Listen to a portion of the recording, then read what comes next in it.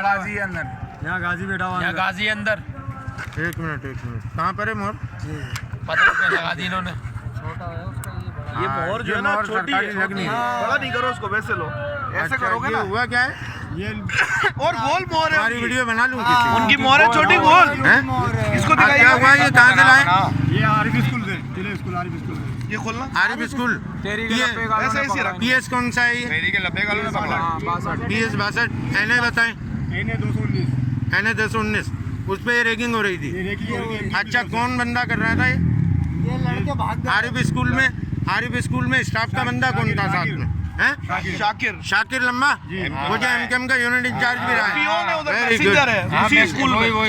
ठीक। और ये आप स्टैम्प देखिए ना, सुबह उस पे मैंने एतराज भी किया था, लेकिन इलेक्शन कमीशन की स्टैम्प भी नहीं है। इलेक्शन कमीशन की बहुत छोटी सी स्टैम्प है, छोटे खाने के हिसाब से। ये इन्होंने पर्सनल स्टैम्प बना के और ये फार्जरी की और क्या पकड़े गए करते हुए, और ये छीने हैं इन्होंने। और टीएलपी वालों से लड़ाई है ना? टीएलपी वाले हैं कोई? स्कूल अपने स्कूल में तमाम हाँ, ये